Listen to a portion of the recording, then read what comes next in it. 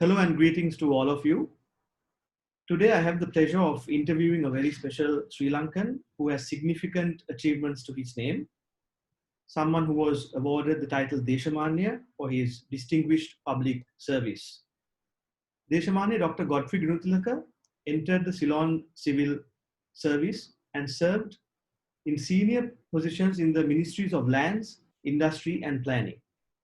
He was a consultant to the International Labour Organization, UN Conference for Trade and Development, United Nations University, World Health Organization, and also a member of the Board of Trustees of the International Food Policy Research Institute.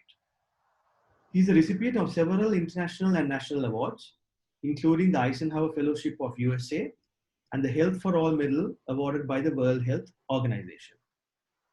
Dr. Gunatilleke is also the Chairman Emeritus of the Marga Institute and currently functions as Senior Advisor to the Institute with responsibilities for the oversight and guidance of the Institute's activities. Welcome, Dr. Gunatilleke. Good morning to you. Good morning. I would like to talk to you today about civil society and the importance of CSO movements in democracy and governance. Now, civil society has various definitions. I'd first like to ask what your definition of civil society is. Yes, the variety of social formations that go under the term civil society is quite enormous, and it is not easy to give a definition which will contain all of them, and also distinguish civil society organizations from other organizations in society. But broadly speaking, civil society is an expression of citizen activity that takes the form of voluntary associations of all types, voluntary associations which get engaged in governance, in issues of governance mostly. And I think we could start with that definition, that civil society consists of the plurality and the heterogeneity of various organizations of citizens formed voluntarily to deal with issues of public interest. Right. So what you are referring to is we have the public sector and the private sector, and the space between that could be referred to as the space for civil society. Yes, I mean, there were activists in civil society which tried to define it as what they call the third system. But of course, it has to be distinguished from organizations which really are focused on group interests like trade unions and political parties. Then the various collective interests that are focused entirely on furthering the interests of that particular group. Although they may perform functions which are important for civil society, they are not specifically civil society organizations. You see, civil society, the origins of civil society go back to the 17th, 18th century, when the democratic societies were being formed in the West. And one of the first essays on civil society, the history of civil society, was written by Ferguson, who tried to distinguish between the self-interest driven, individualistic activity of human beings, and what he called was the altruistic part of human beings, which are concerned with society as a whole, with public interest and protecting the public interest. So, in a sense, you're talking of organizations where citizens get together to protect the interests of society and the community as a whole, and fulfill a human need for community, for protection of community interests.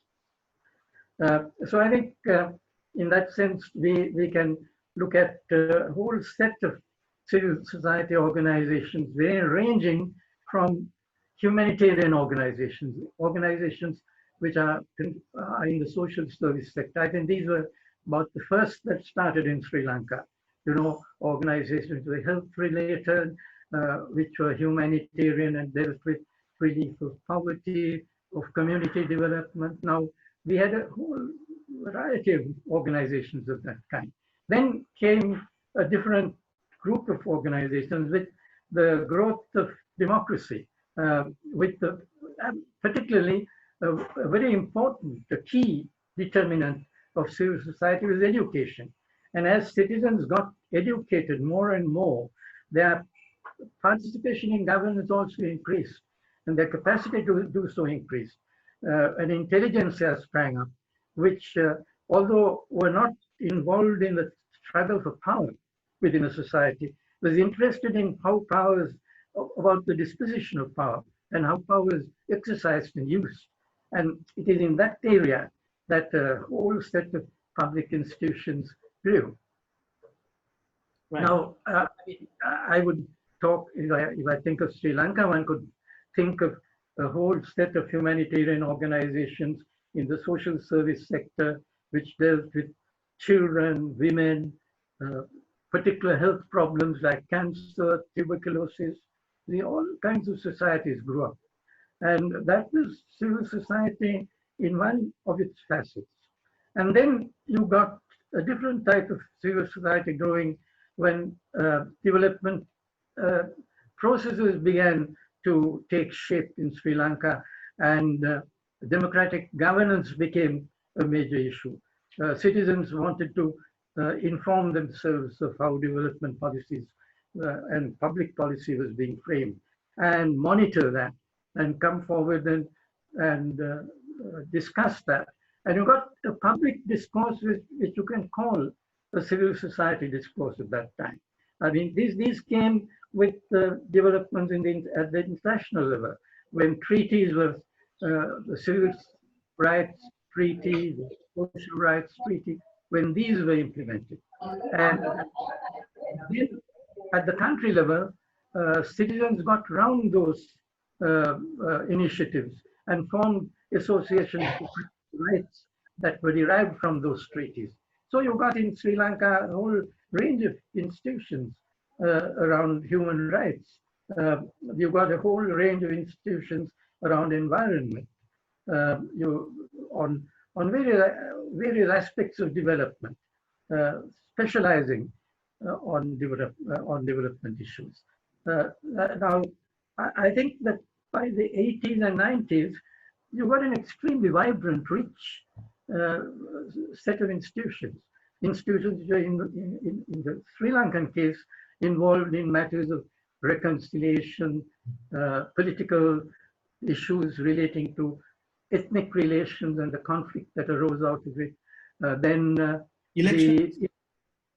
That arose out of elections. For instance, many of the organizations that came up about this time, in which I was involved personally, the Committee for National Harmony, Citizens Committee for National Harmony, the People's Action Movement for Free and Fair Elections. All of these came around the growth of civil society as a whole, and citizens became more active in participating in governance. So that is a very good sign, and that is an essential feature of democracy. You can't have a democracy functioning without a vibrant civil society in a system. Right. I think you explained the role of civil society very well, Dr. Gunatilleke, and it's clear from what you explained that civil society has a big role and a responsibility to hold the duty bearers accountable, and the markets as well, the private sector as well, and collectively approach them with the problems or the issues in society. Now, with all that in the background, can you tell us a little bit why there might be some negative, there's a negative image of civil society, and how that might have come about, and how that can be overcome? Well, actually, you see, the negative, what one sees as negative, derives from a number of things. The way that civil society organizations grew in Sri Lanka, and the system of accountability within which they function. You see, in the case of developed countries, the civil society organizations grew out of their own society and out of their own resources financial resources. But in the case of the developing countries, many of these civil society organizations, particularly organizations which are engaged in the field of development, uh, they have to rely on resources that they obtain from abroad, from the developed countries. Right. And that was a process that began right from the inception. Many of the international NGOs and NGOs in developed countries teamed up with the NGOs in developing countries. Right. And they became both a source of technical assistance as well as financial assistance. I mean, they helped to design programs which were effective. I mean, they had their own experience. So it was an exchange of experience and resources, both human and financial, that underpinned the growth of civil society in developing countries. Now, this, of course, raised questions about the independence of these civil society organizations. No organization exists in a vacuum. All organizations exist in power structures. And to the extent that they are able to neutralize the pressures of those power structures, they remain independent. They can act independently. But if they can't, they tend to become the conveyors of the agenda of their benefactors. The benefactors set the tone and the agenda of the local NGOs. Now, I think the large part of the criticism, large part of the hesitancy regarding NGOs in developing countries arose from that. I mean, to what extent are there what you might call, within quotes, agencies of foreign powers? Right. How do they undermine and subvert national sovereignty? I think that's a good concern. I mean, a valid concern. And the answer to that is, of course, with the civil society organization themselves. They must have a fully transparent and accountable framework within which they operate. They must account for every cent they receive. And this must be also available to the public. I mean, I have, for instance, said right from the beginning that just as much public companies which are listed are required to publish their accounts and publish them in the media, so that all members of the public have access to their finances. Similarly, I think we must have that transparency in the civil society sector. We don't have that now. We have not been able to get together to agree on a common framework of accountability. And I think that is a deficiency which must set right as soon as possible. Individual NGOs can undertake that task by themselves, even without consensus of all the NGOs. I mean, Marga, for instance, can do that. Hamidi Korea Foundation can do that. So that there is complete transparency, both about the agenda and about the finances. I think that's the source of a great deal of misgiving about foreign agencies. And here, may I say something? Yes. You see, the world is getting interconnected. It is becoming as an integrated system, and countries and national sovereignties exist within that framework. Mm-hmm. These national sovereign governments got together to develop that international framework, the UN framework. And that is one of the most remarkable human achievements. I mean, we have, at least by charter, outlawed war. You see, we have done many things under that international regime. But that international regime also exists in an international power structure, which is outside that regime, and which manages that regime. So you find, like our present government does in terms of the ethnic conflict, serious doubts expressed by countries like Palestine and so on, about how the international human rights regime and the global regime is being used. So that even there has to be a struggle. You can't have what is equitable for all countries without a struggle, and developing countries have to wage that struggle to ensure that the international UN system serves the purposes for which it was set. So, this is not something that is clear and neat and cut and dry. It is in the process of formation.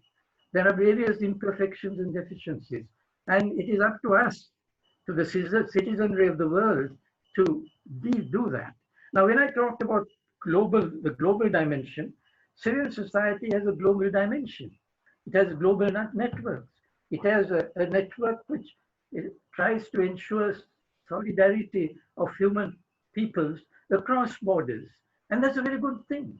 Mm. Now, look at the Black Lives Matter movement. Yes. I mean, it has crossed borders and it has become a human concern, a concern for all countries, for all societies.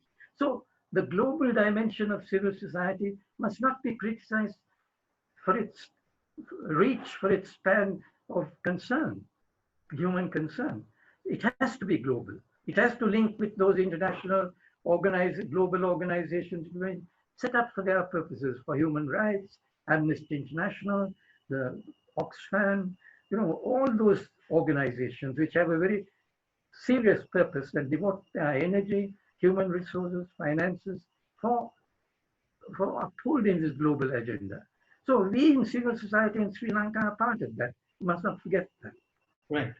And in your view, do you think the civil society in Sri Lanka, do you think they are an active space, or is it more of a passive sort of a role? I have become increasingly active. And you see, we have different methods of being active. We have litigation. The laws have been set up. The Constitution guarantees us rights, fundamental rights. Statutes guarantee us different rights, environmental laws. All these institutions then have to be watched by the citizens. And you find that watch is taking place.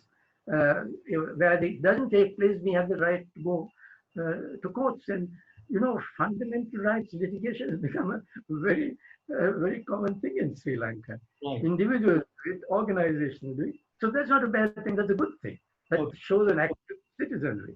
Then there is writing, there is the media, there are different groups in the intelligence which have formed institutions, these institutions which study different aspects of the government, of governance. I mean, whether it is the Center for Policy Analysis, Verite, Marga Institute of Policy Studies, and so many other things, the environmental groups. I mean, they're doing a very valuable task. And as long as they disseminate their findings, their analysis, they are creating an intelligent, critical discourse on development. And I think that we are having all those resources in Sri Lanka. We can go ahead with that. I mean, within the civil society itself, there will be quarrels, factions, disagreements. I mean, these are inevitable. These are true about civil society in all parts of the world. Right. You mentioned about the Marga Institute, Dr. Gunatilleke. So I'd like to ask a little bit about the Marga Institute and the Marga Institute's raison d'etre. Now, am I right that you took early retirement in 1972 to establish and head the Marga Institute? Well, actually, the origins of the Marga Institute can be traced back to the Ministry of Planning in the late 60s. I was part of the Ministry of Planning, and the Ministry of Planning was at that time under Dr. Gavini Korea. Korea was the person who was, in fact, the architect of planning in Sri Lanka and headed the planning process from its very inception. He was at that time the Secretary of the Ministry of Planning, and we were in the process of developing development policy framework and a development plan of some sort. Now, in actually dealing with tasks of policy formulation and planning, we felt the acute need for further study and understanding of the development processes. I mean, you had individuals writing and doing different segments of the economy. When you had university lecturers, you had journals. I mean, I myself started a journal, the Marga Journal, just before we set up the Marga Institute. And that was a forum for scholars to come together and reflect on what's happening in terms of social, political, and economic change. So what I mean, at the time when we felt this need, I mean, there was a mission in Sri Lanka, the ILO mission on employment. And the head of that mission in writing the report, had a very pithy, you know, epigrammatic kind of sentence where he said that policy making in Sri Lanka is like driving a car in the night down a winding road without headlights. We were in the dark about many things, and Right. we needed much more systematic study and research. So Marga started essentially as a development studies institute, as a research institute. But the very structure of that institute made it different from a purely academic institute. For one thing, Marga addressed development as a multi-dimensional process. I mean, it was not confined to economic development alone, to economic growth. There was at that time a very vibrant intellectual discourse on the nature of development. Before the second UN development strategy was formulated, you had a conference in Stockholm where they were questioning some of the premises, particularly the premise which gave centrality to economic growth. And it said development is a multidimensional process, it's a unified process.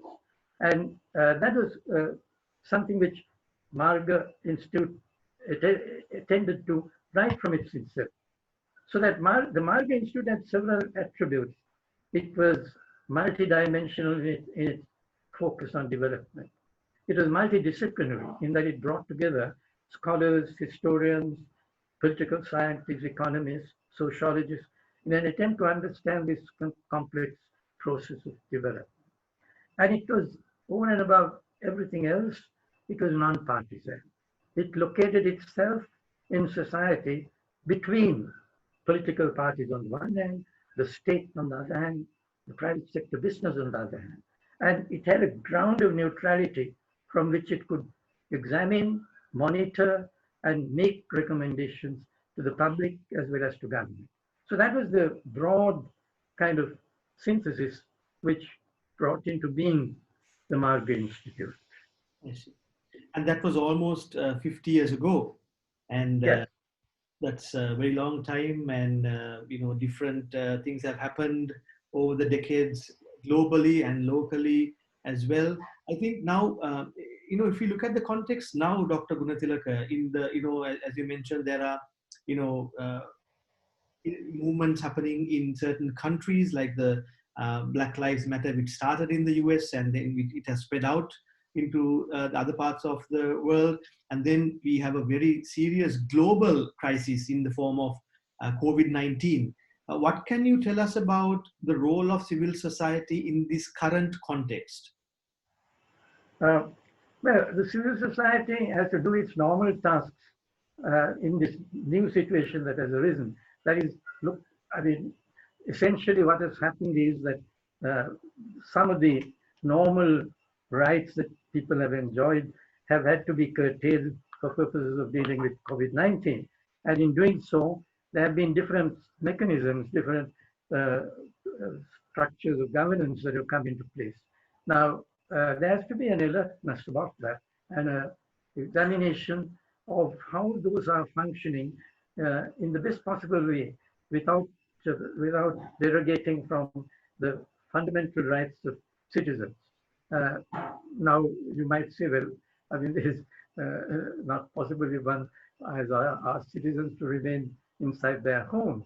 Now, these are extraordinary situations. And in fact, what is very important is that that derogation has to be a consensual, participatory derogation. What I mean by that, thereby, is that it is a derogation that the citizens themselves undertake in their own interest and in the interest of their neighbors and of the community as a whole. Right. And that must get into the heads of leaders as well as citizens. I think to a large extent that has happened in Sri Lanka. There have been some good writing which has alerted against, for instance, the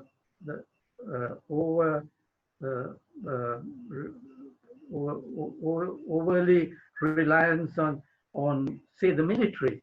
But quite frankly, I can understand the need to get an organization which is disciplined and thorough, effective, to deal with some of the emergencies that have arisen.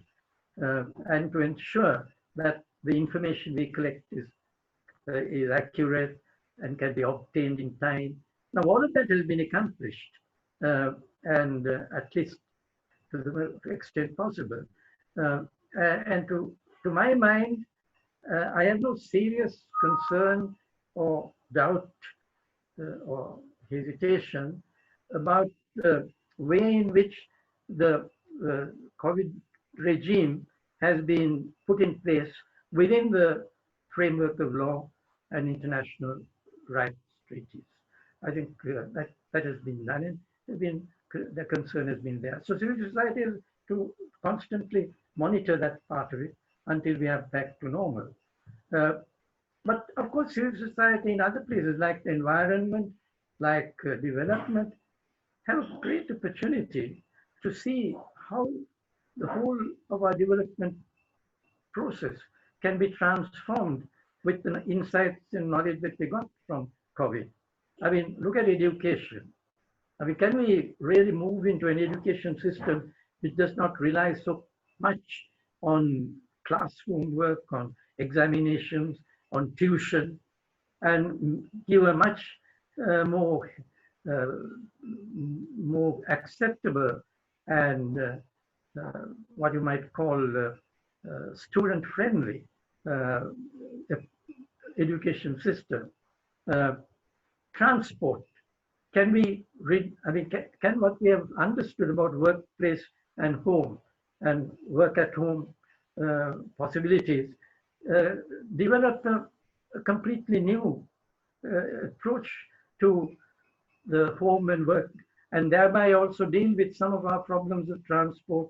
I mean, what I'm trying to say is that there are all manner of windows that are opening, which have to be approached with imagination. Right. See? To make And that, for portals, instance, portals. we can, I mean, IT has come in, it has always been an important part. It has been growing steadily in Sri Lanka, but we can give it a much more central place because that e-governance, e-commerce is important in reducing transport congestion, I mean, in transforming our development path.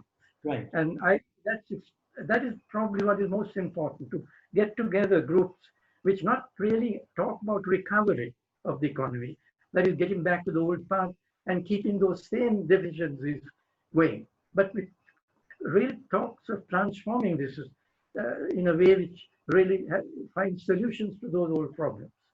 Now, I think the facility is there, but it needs a great deal of hard work and also an approach on the part of government, which moves away from this total kind of uh, centrality that is being given to economic growth. I can't understand why we can't adjust to a lower rate of growth as long as we have produced an equitable society, Right. as long as we reduce our inequality, because there is a possibility of reducing our inequality to a great extent, changing our taxation system in that. Uh, but I don't see uh, quite earnest effort being made in that direction. Right. Civil society would have a part to play. Right.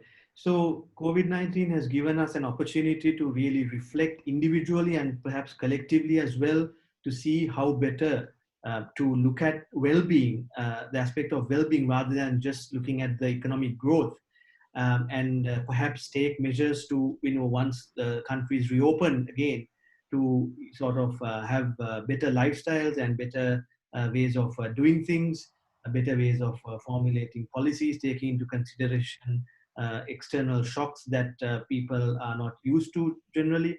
So I think civil society, and what you're saying is civil society has to look at this opportunity and perhaps actively work with the policymakers, the state, and engage in governance so that things can improve, uh, to uplift people from the different various issues they have.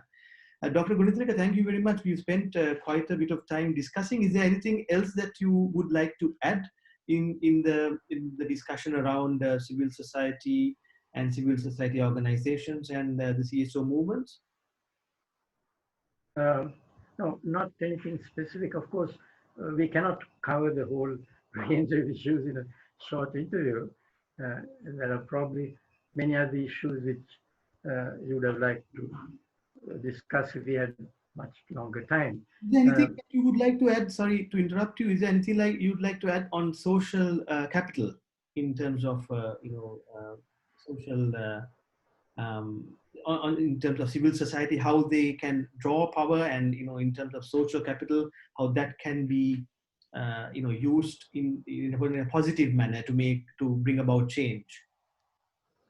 Well, social capital has many manifestations, and those scholars who have written on them range from people who have seen the positive aspect of social capital, those who say that social capital can result in major, uh, negative consequences. Social capital broadly refers to all the networks that people uh, can have, individuals and organizations have, mostly of an informal nature, but networks of uh, persons, of institutions, which and relationships of trust, which they can use as a resource to get things done, to move their agenda forward. And this social capital is a major factor in implementation. I mean, basically, the club type of grouping, where you are a member of a club. I mean, you get things done very easily if you remind that you're a royalist or a Anandian. You see, these are all part of social capital. The the the the prison people were really working out their agenda from within prison are using their social capital. That is also social capital, but of a negative kind. I mean, Bordeaux, the French scholar, refers to social capital is very often a negative manifestation, that people get into collectivities and groups, but those collectivities and groups don't work in the public interest. They might work antisocially. The mafia was an organization with enormous social capital, even going up to presidents of the United States. Right. One has to be careful about how but social capital is a very important factor. And I think that plays a very important part in Sri Lanka, because we are a small society and we have all types of links other than the formal institutional links of society, government, political system. I mean, institutional links of kinship, all types of other social linkages. So these are always brought into play. And one needs to do a good study of social capital in Sri Lanka in all its aspects. I think it might be a very interesting study. Right.